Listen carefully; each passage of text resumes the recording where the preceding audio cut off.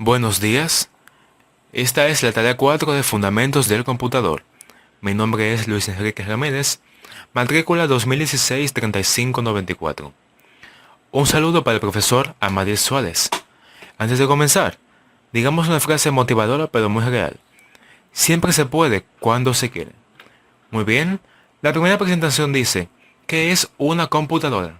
Bueno, es un sistema digital con tecnología capaz de procesar datos a partir de un grupo de instrucciones denominado programa. Su estructura se consta de un microprocesador, CPU, memoria y dispositivos de entrada y salida, junto a los buses que permiten la comunicación entre ellos. En una PC se pueden realizar diferentes actividades, como son por ejemplo guardar datos, imágenes, comunicarnos con familiares, ver correos electrónicos, dibujar, e incluso crear programas de computadoras que llevan a cabo diferentes funciones. Bueno, hablamos ahora de la Pascalina, la cual fue la primera calculadora mecánica inventada por Blaise Pascal. Es una de las primeras calculadoras mecánicas que funcionaba a base de las ruedas y engranajes.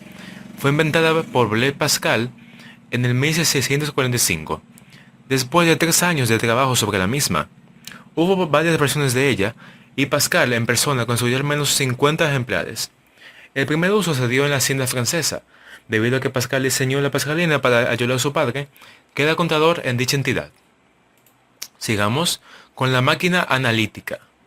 La máquina analítica es el diseño de un computador moderno de uso general, realizado por el profesor británico de matemática Charles Babbage, que presentó un paso importante en la historia de la informática, que fue inicialmente descrita en el 1816, aunque Babbage continuó refinando el diseño hasta su muerte en 1871.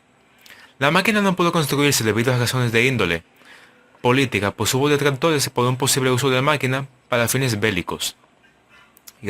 Algunos piensan que las limitaciones tecnológicas de la época eran un obstáculo que habría impedido su construcción. Otros piensan que la tecnología de la época no alcanzaba para construir la máquina, de haberse tenido financiación y apoyo político al proyecto. Sigamos ahora con el telar de Jacquard, que fue la primera máquina programable de la historia. El telar de Jacquard es un telar mecánico inventado por Joseph Maurice Jacquard en 1801. El artilugio utilizaba tarjetas perforadas para conseguir tejer patrones en la tela. La invención se basaba en los instrumentos que anteriormente diseñaron Basil Buchon en el 1625, Jean-Baptiste en el 1728 y Jacques Vaucanson en el 1740.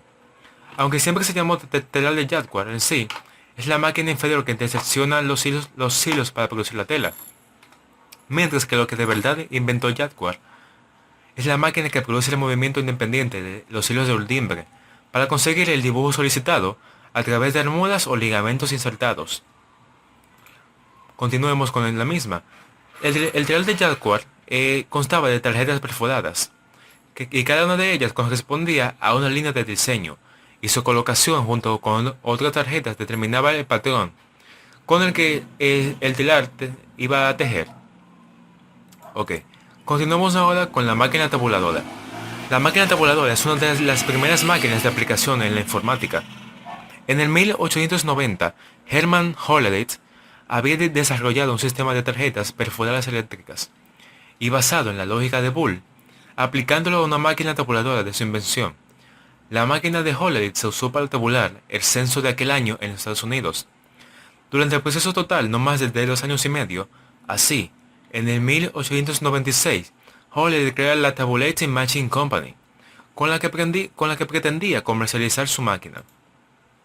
Continuamos ahora con la Harvard Mark I, o IBM ASCC, el proyecto entre IBM y Howard Aiken para construir una computadora se inició en el 1939. La Mark I se terminó en el 1943, presentándose oficialmente en el 1944. En un principio se llamaba ASCC, en sus siglas en español, calculadora automática de secuencias controladas. Era una máquina automática eléctrica, aunque tenía componentes electromecánicos.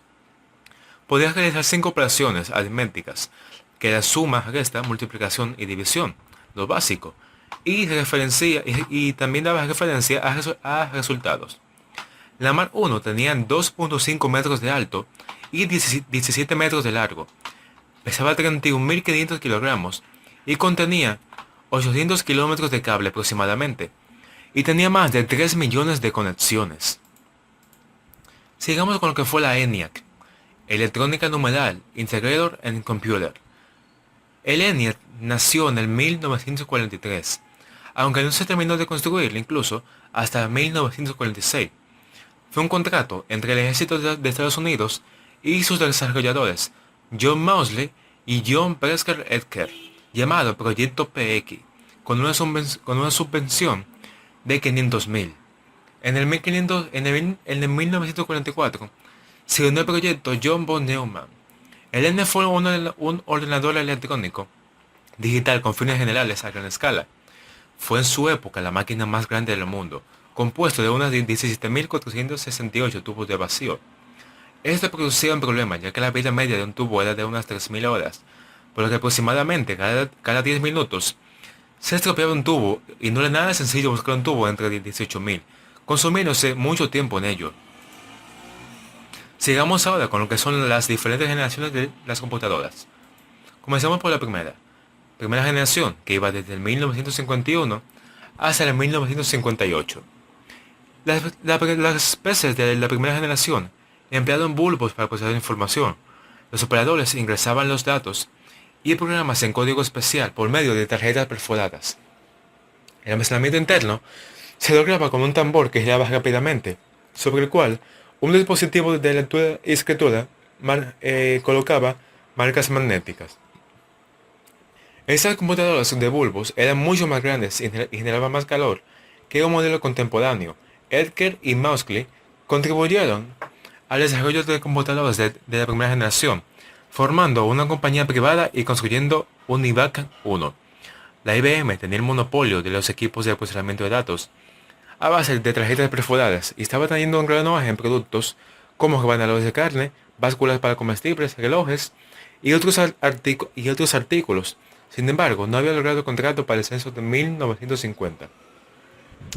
Se comenzó entonces a construir computadoras electrónicas y su primera entrada fue con la IBM 701 en el 1953.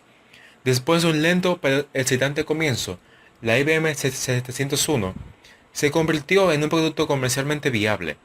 Sin embargo, en 1954 fue introducido el modelo IBM 650, el cual es la razón por la que IBM disfruta hoy de una gran parte del mercado en las computadoras. La administración del IBM asumió un gran riesgo y estimó una venta de 50 computadoras. Ese número era mayor que la cantidad de computadoras instaladas en esa época en Estados Unidos. De hecho, la IBM instaló 1.000 computadoras. El resto es historia. Bueno, ahora comencemos con la segunda generación de computadoras, que fue desde el 1959 hasta el 1964. El inventor del transistor hizo posible una nueva generación de computadoras, más rápidas, más pequeñas y con menos necesidades de ventilación.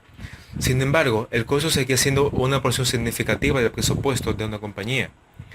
Estas computadoras también utilizaban redes de núcleos magnéticos en lugar de tambores para almacenar datos.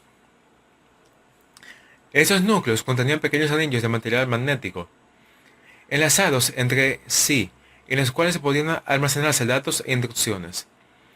Los programas de computadoras también mejoran. El COBOL significa Common Business Oriented Language, desarrollado durante la primera generación, estaba ya disponible comercialmente. Esta representa uno de los más grandes avances en cuanto a portabilidad de programas entre diferentes computadoras.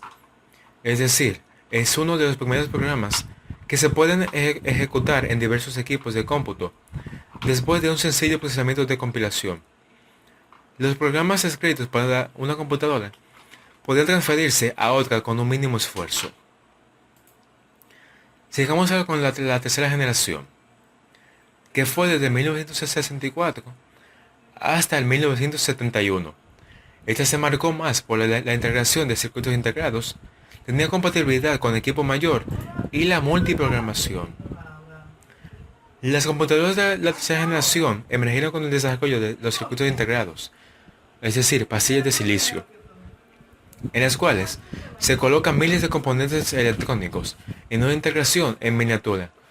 Las computadoras nuevamente se hicieron más pequeñas, más rápidas, daban menos calor y eran enérgicamente más eficientes. La IBM 360, una de las primeras computadoras comerciales que usó circuitos integrados, puede realizar tanto análisis numéricos como administración o procesamiento de datos.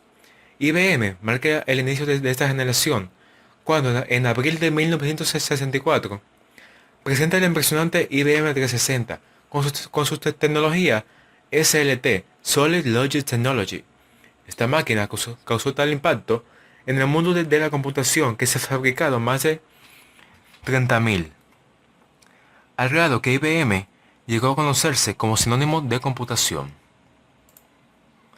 Continuamos con la cuarta generación, la cual se marcó por el inicio de microprocesadores, chips de memoria y microminiaturización.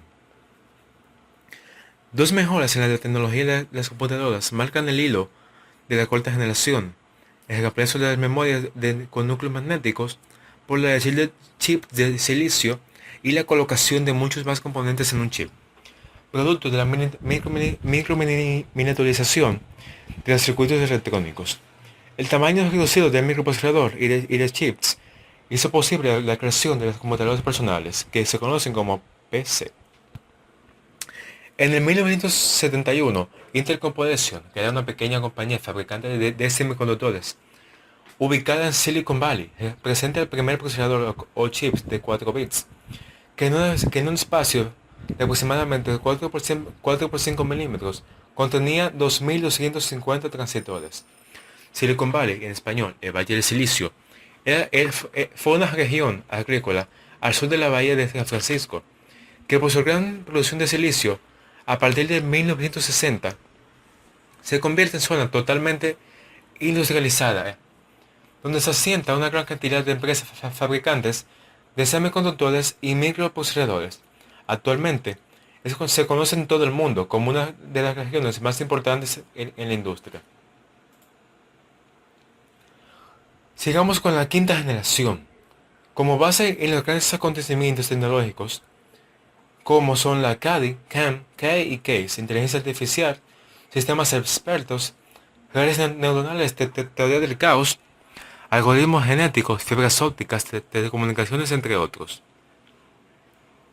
En esta época, incluso, hay que mencionar dos grandes avances tecnológicos, que sirven como parámetro para el inicio de dicha generación.